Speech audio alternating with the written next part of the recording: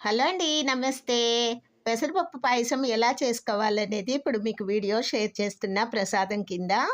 First ఒక గిన్నె తీసుకొని దానిలో 2 స్పూన్లు నెయ్యేసి, ఒక చిన్న కప్పుతోటి పెసరపప్పు ఏసుకున్నానండి. కొద్దిగా ఆ నేతిలో వేయించి పక్కకు పెట్టుకోవాలి.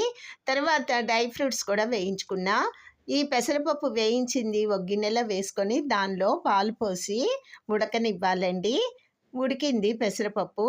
పేస్ట్రీగా ఉండక్కర్లేదండి. బద్ద బద్ద ఉన్నా బావుంటుంది. పంటికి తగిలి చాలా టేస్టీగా ఉంటుంది. పంచదార గూడా సరిపడా వేసుకున్నాను. దీన్ని పెసరపప్పు పాయసం అంటారండి. అమ్మవారికి నివేదన కోసం నేను చేశాను.